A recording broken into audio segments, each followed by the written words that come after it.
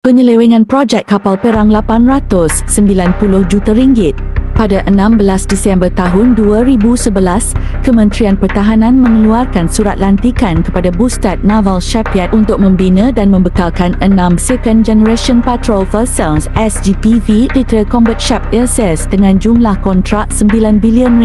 Menteri Pertahanan waktu itu ialah Ahmad Zahid Hamidi, Presiden UMNO sekarang. Kerajaan Persekutuan menandatangani kontrak akhir dengan Bustad Naval Shipyard bagi kontrak berjumlah RM9 bilion ini pada 17 Julai tahun 2014. Menteri Pertahanan waktu itu yang merundingkan perjanjian akhir ialah Hishamuddin Hussein, Menteri Kanan sekarang. Perdana Menteri waktu surat lantikan dan kontrak projek ini diselesaikan ialah Najib Tun Razak. Projek yang dianugerahkan secara terus dalam tahun 2011 telah menelan belanja RM6 bilion setakat 2022, tetapi satu kapal perang pun belum disiapkan. Mengikut jadual kontrak, sepatutnya 5 kapal perang telah disiapkan dan diserahkan kepada Tentera Laut Diraja Malaysia TLDM untuk beroperasi.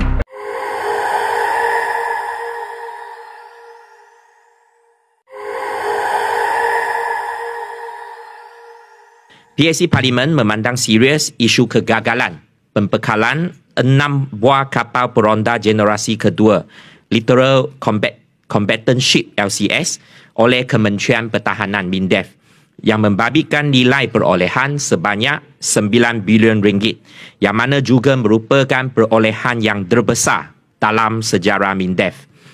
Pelantikan kontraktor utama iaitu Bustad Naval Shipyard BNS Sdn Bhd dilakukan secara rundingan terus.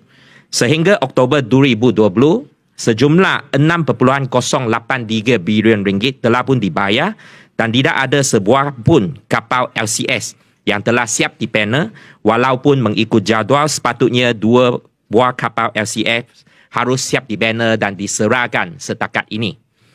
Isu ini telah pun dilaporkan dalam laporan Ketua Audit Negara Lakan tahun 2019 siri 1, Pengauditan Pematuhan Kementerian dan Jabatan Persekutuan, dan juga dalam laporan siasatan ni, laporan siasatan Jawatan Kuasa Siasatan Dapur Urus Perolehan dan Kewangan Kerajaan JKSTU PKK Jabatan Perdana Menteri yang diterbitkan pada tahun 2019. Kegagalan penyiapan kapal LCS ini adalah amat serius kerana ia bukan sahaja membabitkan kelemahan dan kegagalan dari segi dapur urus, perolehan dan kewangan, tetapi juga memberikan impak yang serius terhadap keselamatan dan juga pertahanan negara. Kontrak projek LCS diberikan oleh kerajaan kepada syarikat BNS secara rundingan terus. Kerajaan telah membayar sejumlah RM6.083 bilion untuk projek LCS. Namun tiada sebuah kapal LCS pun yang telah pun disiapkan. Menurut jadual asal setakat Ogos 2022, sepatutnya 5 buah kapal LCS harus disiapkan dan diserahkan. Pandangan TLDM selaku end user tidak diendahkan oleh MINDEF dan syarikat BNS dalam melaksanakan projek LCS. Pada asalnya, reka bentuk kapal jenis Sigma pilihan TLDM telah dipersetujui oleh Menteri Pertahanan, iaitu Datuk Seri Ahmad Zahid Hamidi pada ketika itu. Keputusan tersebut telah pun berubah kepada reka bentuk kapal jenis Goving pada 11 Julai 2011 atas cadangan syarikat BNS yang dibawa kepada Menteri Pertahanan pada 8 Julai 2011. Hasil laporan tersebut antara 9 rumusan yang dibuat PAC hasil 9 prosiding ke atas siasatan berhubung projek pembekalan LCS yang dijalankan sejak 18 November 2020 sehingga 8 Mac lalu. Antara yang dipanggil sebagai saksi dalam prosiding tersebut ialah Menteri Kanan Pertahanan Datuk Seri Hishamuddin Hussein dan bekas Menteri Pertahanan Datuk Seri Ahmad Zahid Hamidi.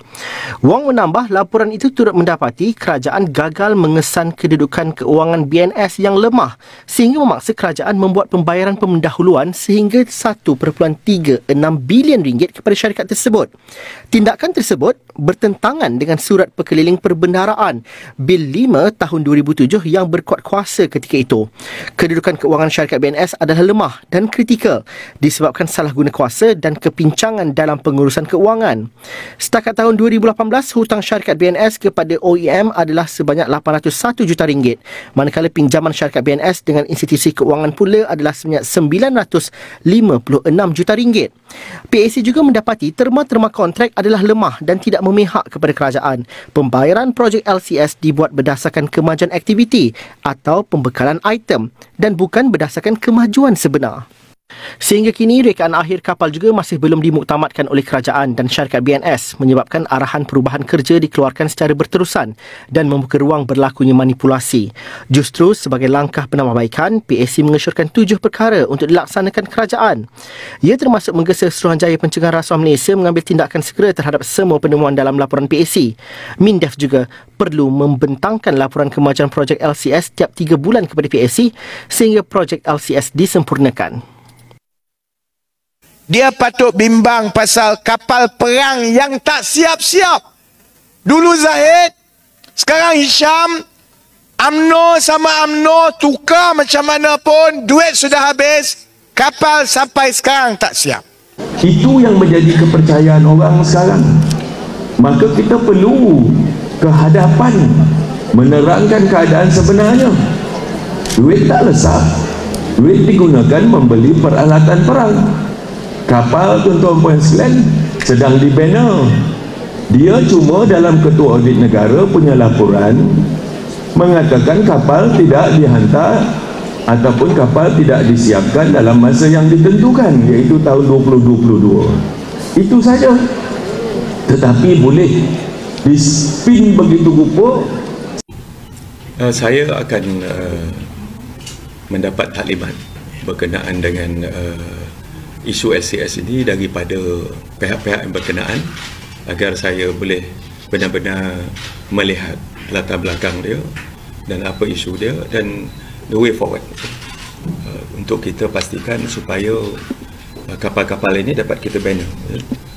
No point talking about history, but apa yang nak kita capai, itu yang penting kerana ini merupakan aset tentera strategi bagi Angkatan Tentera Malaysia.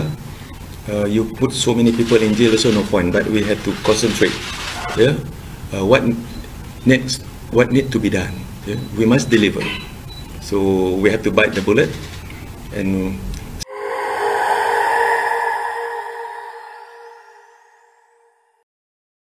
Peguam Negara sudah terima report dari SPRM tentang kes LCS.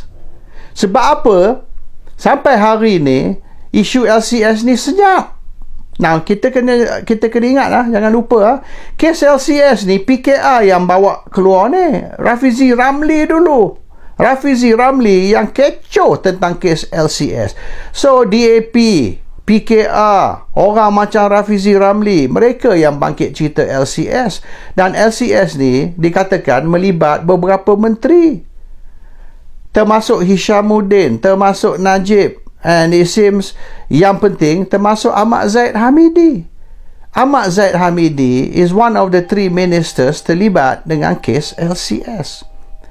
And mengikut laporan ataupun siasatan SPRM, Zahid Hamidi ni telah demand dan telah terima 20 ataupun 20 juta Sing dollars.